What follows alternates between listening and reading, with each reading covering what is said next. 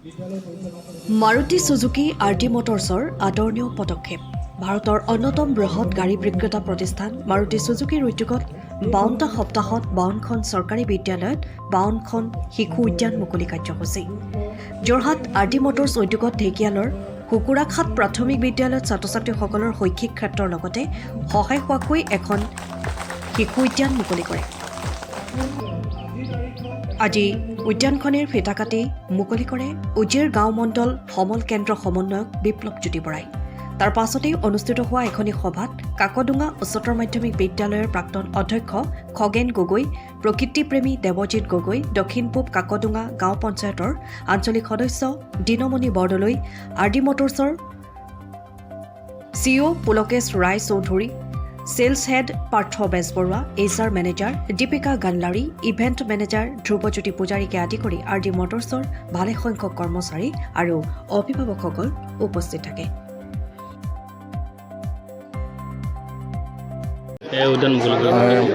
Corporate social responsibility আণ্ডাৰত RD মটৰ্ছে বিগত প্ৰায় 5 বছৰ ধৰি বিভিন্ন প্ৰজেক্ট স্কুলবিলাকলৈ আগবঢ়াই আহিছে। তাৰ এটা অংশ আজি প্ৰতিটো উইকত একচুৱেলি এভৰি উইকতে তেওঁলোকে এখন স্কুলত খেলা ধূলাৰ সামগ্ৰীৰ অনুদান হিচাপে আগবঢ়ায় আৰু সেইটোত একচুৱেলি মানসিক লগতে শাৰীৰিক উৎকৰ্ষ সাধনো কৰে।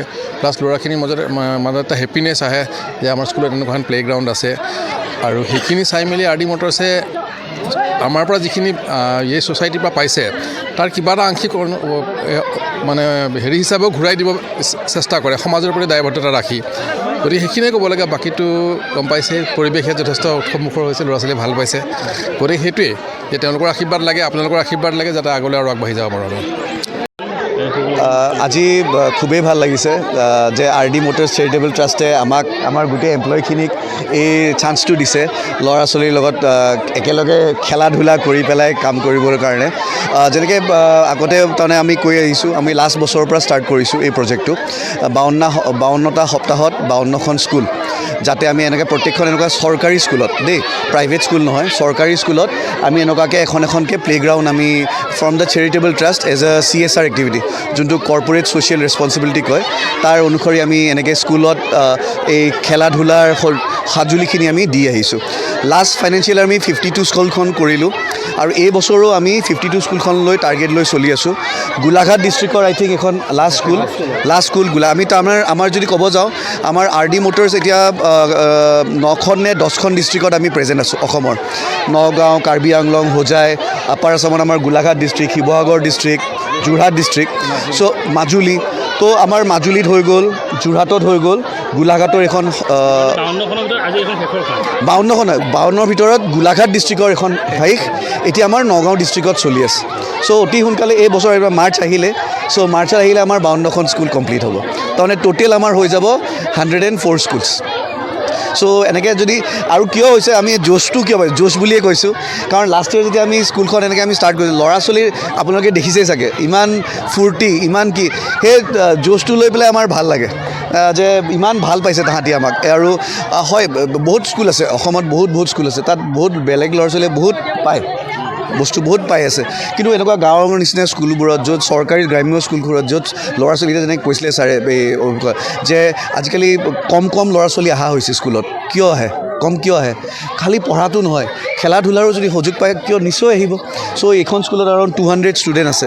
চ' আশা কৰোঁ যে আমাৰ এই স্মল এটা সৰু আমাৰ প্ৰচেষ্টা, তাত যদি ল'ৰা ছোৱালীক আমি ভাল সুখ কৰিব পাৰোঁ, সুখী দিওঁ, তাৰমানে দে আৰ হেপী আউট হিয়াৰ, তেতিয়া আৰু তাহাঁতি ঘৰত গৈ ক'ব। আৰু ইনফেক্ট এজনে আমাক কৈছিল আজিকালি বোলে এইখন দেখা পাই ৰাতিপুৱা 7টাতে আহে বোলে ল'ৰা ছোৱালী, 7টাত আহি স্কুলত আহে। চ' এইবোৰেই ভাল লাগে। চ' আপোনালোকৰ আশীৰ্বাদ থাকিলে আমি নিশ্চয় আৰু এনেকৈ আৰু আগবাঢ়ি গৈ থাকিব পাৰিম। স্কুলখন কুকুৰাঘাট প্ৰাথমিক বিদ্যালয় আৰু ইয়াৰ এভিনিউ ভিলেজ লুখুৰাখন আৰু গাঁও বুঢ়া গাঁও আৰু মৌজা কাকডোঙা, আৰু সেইখনেই আমাৰ কুকুৰাঘাট প্ৰাথমিক বিদ্যালয়। আৰডি মটৰ্ছে আপোনালোকৰ স্কুললৈ এখন শিশু উদ্যান আগবঢ়াইছে। আৰডি আজি অলপ দিনৰ আগতে আমাৰ লগত যোগাযোগ কৰিলে আৰডি মটৰ্ছে, তেতিয়া আমি মাতিলোঁ আৰু তেখেতসকলক আমি ক'লোঁ যে যদি এইটো কাম কৰি দিয়ে আমি আপোনালোকক ধন্যবাদ জনাইছোঁ আৰু আপোনালোক ধন্যবাদৰ পাত্ৰ হ'ব ৰাইজৰ ওচৰত।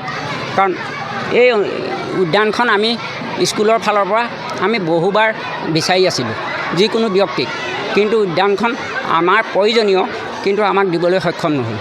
এতিয়া RD মটৰে যেতিয়া আগবাঢ়ি আহিল, নিজে আগবাঢ়ি আহিছে, আমাৰ লগত কোনো চিনাকি নাছিলে। তেতিয়া সেই মৰ্মে তেখেতসকলে খুব তৎপৰতাৰ এই আমাৰ যি শিশু উদ্যান, এই উদ্যানখন আমাক পৰিপূৰ্ণ কৰি দিলে। আৰু তেখেতসকলক সেইকাৰণে RD মটৰৰ গোটেই পৰিয়ালবৰ্গক আমি আমাৰ ৰাইজৰ ফালৰ পৰা, বিদ্যালয়ৰ তৰফৰ পৰা আৰু আমাৰ পৰিচালনা সমিতিৰ তৰফৰ পৰা বহুত ধন্যবাদ জনাইছোঁ। আৰু তেখেতসকলৰ দীৰ্ঘায়ু কামনা কৰিছোঁ আৰু উজ্জ্বল ভৱিষ্যত কামনা কৰিছোঁ।